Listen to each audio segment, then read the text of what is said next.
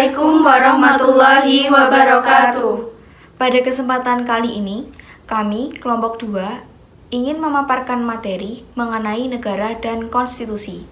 Materi yang akan kami bahas yaitu mengenai pengertian negara, mengemukakan pentingnya konstitusi bagi negara, menerima secara kritis Undang-Undang Dasar 1945 sebagai konstitusi negara Indonesia, dan menampilkan perilaku konstitusional dalam hidup bernegara. Berikut adalah paparan dari materinya. Perkenalkan, nama saya Aura Cantika Dewi Susena dengan NIM V1523010. Saya Indri Astuti dengan NIM V1523030. Perkenalkan, nama saya Kaila Azra Salsabila dengan NIM V1523040. Saya Maulida Rahmasabila dengan NIM V1523049. Dan saya Maulidia Latifatul Amanati dengan NIM V1523050. Pengertian negara. Negara adalah organisasi masyarakat yang memiliki wilayah tertentu dan berada di bawah pemerintahan yang berdaulat, yang mengatur kehidupan masyarakat tersebut. Negara merupakan konstruksi yang diciptakan oleh manusia untuk mengatur pola hubungan antar manusia dalam kehidupan masyarakat. Pengertian konstitusi. Konstitusi adalah hukum dasar atau UUD yang menggambarkan tentang keseluruhan sistem ketatanegaraan di dalam suatu negara. Konstitusi berisi kumpulan-kumpulan peraturan atau norma yang membentuk, mengatur, dan memerintah suatu negara. Hal yang diatur dalam konstitusi.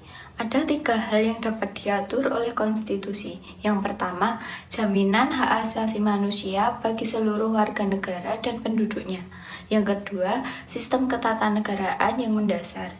Yang ketiga, kedudukan, tugas, dan wewenang lembaga-lembaga negara. Pentingnya konstitusi. Konstitusi memegang peran yang sangat penting dikarenakan dapat menjadikan suatu negara itu mencapai tujuan yang diinginkan atau diharapkan dan dapat mengatur secara mengikat cara suatu pemerintah yang diselenggarakan dalam negara. Tanpa adanya konstitusi, negara akan hancur atau tidak berkembang baik. Negara yang memiliki konstitusi, sistem ketatanegaraannya pasti akan tertata dengan baik dan tidak ada penguasaan yang sewenang-wenang atau tidak ada pelanggaran hak asasi manusia di dalamnya. Negara tanpa konstitusi ibarat hidup tanpa keteraturan. Konstitusi tanpa adanya konstitusionalisme hanya sebatas harapan tanpa kenyataan. Latar belakang UUD 1945 menjadi konstitusi. Sebagai upaya dalam mempersiapkan kemerdekaan bangsa Indonesia, Jepang membentuk BPUPKI pada 29 April 1945, di mana salah satu tugas BPUPKI adalah menyusun rancangan UUD 1945.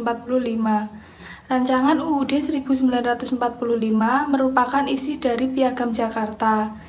Setelah BPUPKI dibubarkan, dibentuklah PPKI atau Panitia Persiapan Kemerdekaan Indonesia. Dalam sidang pertama, PPKI membahas dasar negara Indonesia.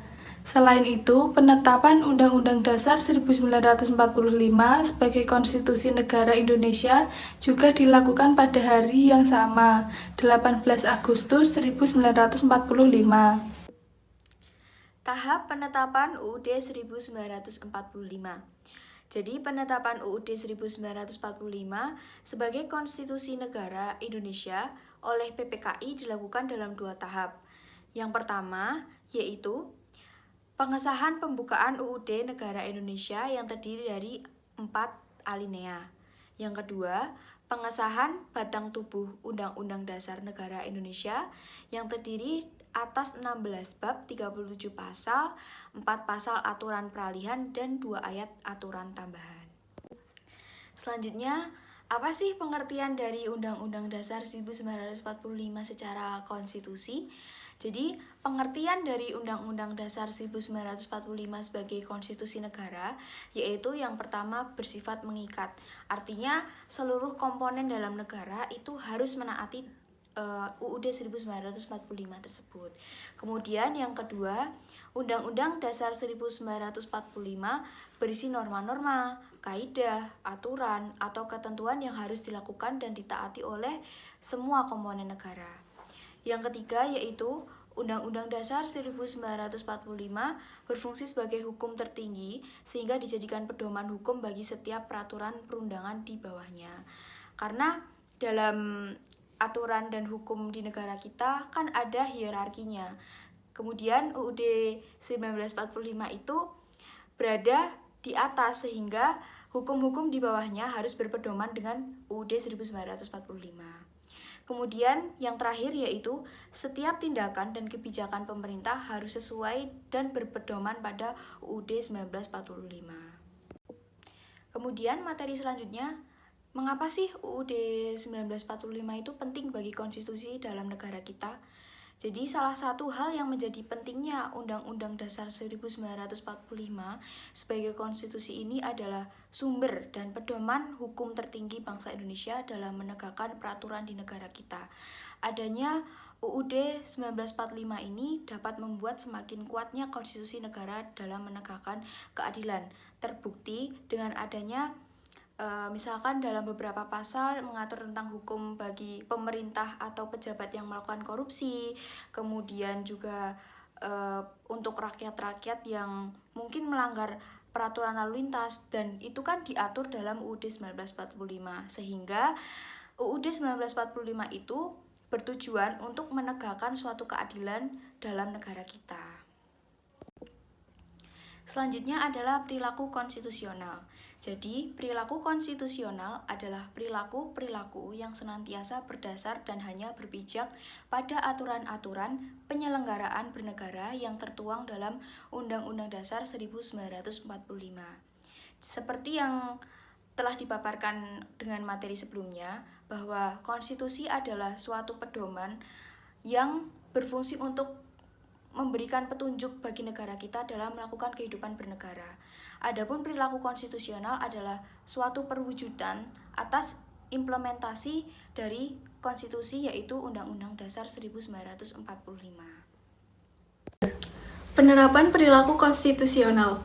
Agar perilaku konstitusional dapat terwujud, maka harus dilandasi dengan sikap yang positif terhadap Undang-Undang Dasar 1945, yaitu bersifat terbuka, mampu mengatasi masalah, menyadari adanya perbedaan, penghargaan terhadap karya bangsa sendiri, dan mau menerima dan memberi umpan balik. Contoh perilaku konstitusional warga negara. Yang pertama, mengakui dan menghargai hak asasi orang lain. Yang kedua, mematuhi dan menaati peraturan yang berlaku. Yang ketiga, tidak main hakim sendiri. Yang keempat, menjaga keseimbangan hak dan kewajiban. Yang kelima, pengambilan keputusan dengan musyawarah.